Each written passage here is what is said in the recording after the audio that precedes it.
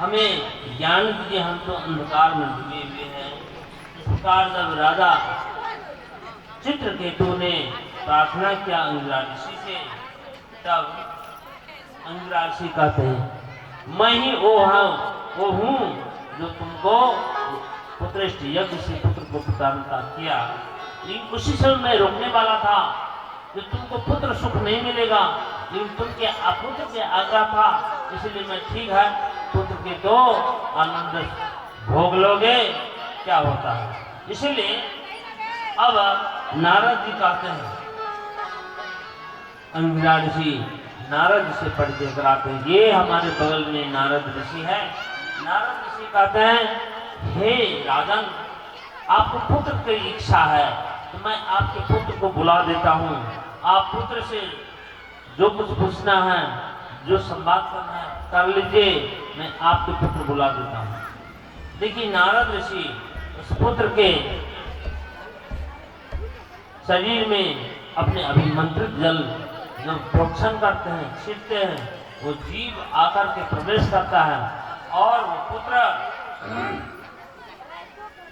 फिर बैठ करके अब कहते हैं कस्मिन् जन्मिनी अमी मह्यम पितरो मातरो भवन तन्निधान्यमानस देवत्रियं।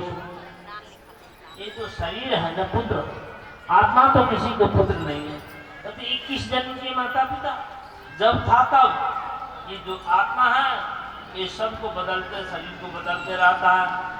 एक आदमी का जो कान का जो सोना गहना कितने शरीर में घूमता है, उसी प्रकार ये आत्मा कितने शरीर को बदलते रहता है, न इसका अपना है न पराया है। जब इस प्रकार वो बालक बोला कस्मिन् जन्मी अमी मह्यम मातरो पितरो भव, किस जन्म की मेरे माता पिता, तुरंत चित्रकेतु और दुर्योधन की दृष्टि बदल गई। अरे जिसके लिए मैं इतना रोया धोया कौन गया है, वो अभी कहता है किस जन्म के मेरे माता पिता। तुरंत वैराग्य भाव को प्राप्त किया और घर बार राजपाट को छोड़ करके जो चित्रकेतु तपस्या की ओर चल पड़ता है। तपस्या करने पर वो भगवान के प्रसन्न किया, भगवान प्रकट हुए। अब भगवान उनसे क्या कहते हैं, भगवान कहते हैं यन्नादंगिरोभ्याम ते जातम अनुशासनम संसिद्धोषि प्रयाराजन विद्या दर्शनार्थ में। हे अंगिरा, हे चित्रकेतु, नारद और अंगिरा के उपदेश से आपने जो तपस्या किया उससे मैं प्रसन्न हूँ। अब आप इस ज्ञान को धारण कीजिए। क्या ज्ञान है, अब ध्यान से सुनने की आवश्यकता है। आयम सर्वभूतानि भूतात्मा भूत भावना शब्द ब्रह्म परम ब्रह्म उभे मम उभे शाश्वती तनु। ये सूत्र है, ये श्लोक आधा श्लोक ही सही, इसको आप गांठ बन के रख लीजिए। भगवान उस चित्रकेतु को क्या उपदेश है, शब्द ब्रह्मा परम ब्रह्मा उभे च शाश्वत। मेरा स्वरूप जो है शब्द ब्रह्म है और पर ब्रह्म है। तो वेद में बताते हैं शब्द ब्रह्म परम तत् शब्द ब्रह्म निष्णाता परम ब्रह्म अधिगच्छति। इसलिए इस भागवत को वेदमय भागवत कहा। वेदमय वेद इस मंत्र में चरितार्थ होता है। शब्द ब्रह्मा वे बीजे वेदित वेदो शब्द ब्रह्म परम। दो ही विद्या जानने गए, शब्द ब्रह्म और पर ब्रह्म। शब्द ब्रह्म निष्णाते परम ब्रह्म अधिगच्छति। जो शब्द ब्रह्म में निष्णात हो जाते हैं पर ब्रह्म को प्राप्त करते हैं। तो यही यहाँ पर बताया भागवत में, शब्द ब्रह्म परम ब्रह्म उभे च शाश्वत। शब्द ब्रह्म और पर ब्रह्म मेरा दोनों स्वरूप है। इस विषय में फिर आगे आप लोग सुनेंगे। अब यहाँ उपदेश करने के बाद वो विद्याधर अवस्था को प्राप्त किए। विद्याधर होने के बाद वो सशक्त एक विमान को मिला। सशक्त विचरण करते थे, विचरण करते करते एक दिन कैलाश पर्वत में पहुंचे और वहां पर शंकर भगवान की सभा लगी थी। वहां ऋषि मुनि सब बैठे हुए थे और शंकर भगवान के बगल में गौरी पार्वती बैठी थी। इस दशा को देख करके वो जो विद्याधर, जो चित्रकेतु विद्याधर हुआ था, वो विद्याधर वहां जाकर के कुछ अंत संत बोलते हैं। चित्रकेतु जो विद्याधर होता है वो कहते हैं एक सलग गुरु साक्षात धर्मोत्पत्ता से नाम आस्तु मुख्य स्वायाम भूय भाग्य जराधर तीव्रतभा ब्रह्मवादी स्वभावती अंगीकृतम शास्त्र गतः प्राप्त।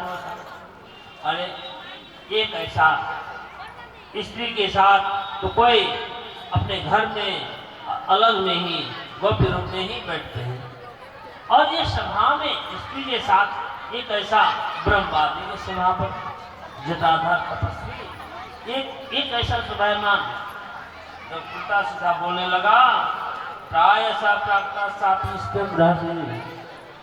विव्रति, प्रायतः लोग रहस्य जगह में ही अलग में ही ऐसे सभा मैंने अपने घर में एकांत में। इस प्रकार जब उल्टा सीधा बोलने लगा तो पार्वती कहती है, अरे तुम हमारे ऊपर में शासन करने वाला आ गया। यहाँ बड़े बड़े ऋषि मुनि महर्षि लोग हैं, यहाँ कुछ नहीं बोलते और तुम हमारे ऊपर में अनुशासन करने लगा। न वेद धर्म किल पद्म योनि न ब्रह्मपुत्रा भृगुनारदात्य न वै कुमार कपिलुष मनुष्य येनो निषद्धं हरम। ये हर को, ये शंकर भगवान को, यहाँ जो ऋषि मुनि सब बैठे हैं, धर्म है, ब्रह्म है, ब्रह्मपुत्र भृगुनारद आदि है, कुमार है, कपिल है, ये सब कोई कुछ नहीं बोल रहे। अब तुम हमारे ऊपर में बहुत कुछ अनुशासन करने के प्रयास कर रहे हो। जाओ, इस लोक में रहने लायक तुम नहीं हो, क्योंकि तुम्हारी दृष्टि विदूषित हो गया। तुम भगवान के वैभव को नहीं समझ सका, भगवान के माया को नहीं समझ सका, इसलिए तुम इस लोक में रहने लायक नहीं है। और वहां श्राप दे देती है, जाओ असुर योनि में चलेगा, जो फिर से ऐसे कर्म नहीं करोगे। नायमारा वैकुंठ पादोपसर्पणम संभावित मति स्तब्ध परिवास्तम अदा पापी संयोनिम आश्रिम याहि दुर्मते देह भूयो महतान्ना कर्ता पुत्र किल्विषम। जाओ तुम असुर योनि में, जो फिर से इस प्रकार के तुम कर्म नहीं करोगे। हमारे ऊपर में शासन चित्रकेतु स्वीकार कर लिया उस पाप को, जबकि पाप के प्रतिकार, श्राप के प्रतिकार भी कर सकता था, लेकिन सहस्र स्वीकार किया और कहा कि हमको फिर से कब कैसे उद्धार होगा। तो फिर से वो माता पार्वती फिर तो दयालु है, कहा जहां भी तुम जन्म लोगे मेरी कृपा पुनर्जन्म का फिर तुमको याद आएगा। तो वही चित्रकेतु जो विद्याधर हुआ था, अब विद्याधर देवता होकर के भी फिर असुर रूप में, वृत्रासुर के रूप में प्रकट हुआ। और वही वृत्रासुर पूर्व जन्म की तपस्या किया हुआ भगवान का, वो इसीलिए संबंध हुआ भगवान से। इसीलिए पूर्व जन्म का जो कर्म किया हुआ है वो कभी नष्ट नहीं होता। इसलिए आप अपने कर्म को करते रहिए, ये कभी निष्फल नहीं होने वाला है। यहाँ पर यही बताते हैं। अब शंकर भगवान कहते हैं, देखा ये पार्वती, भगवान विष्णु जो भक्त होता है, जहाँ कहीं भी उसको अनिष्ट करने पर भी वो कभी भी अनिष्ट नहीं सोचते हैं। दृष्टवत्या हरे अद्भुत कर्मणा महात्माम भृत्यानाम निष्ठानाम रातानाम नारायण परासर्वे न कुदस्सत विद्यते। जो भगवान के परायण, भगवान नारायण के परायण है, वो कहीं से भी डरने, चाहे जहाँ भी जाए, असुर में जाए, देवता में जाए, मनुष्य में जाए, सब जगह उनको भगवान की ही सेवा इच्छित भगवान की सेवा में प्राण लाते हैं जहाँ भी जाए। अब यहाँ से हम अब सप्तम स्कंद में प्रवेश करने जा रहे हैं। सप्तम स्कंद में थोड़ा आप लोग ध्यान करना पड़ेगा। जो जय और विजय आपने पहले सुना था, जो भगवान विष्णु के रूप, भगवान विष्णु के द्वारपाल थे और वही हिरण्यकश्यप और हिरण्याक्ष के रूप में प्रकट होते हैं। अब इनके कथा हम लोग फिर आगे सुनेंगे और भजन आप लोग सुन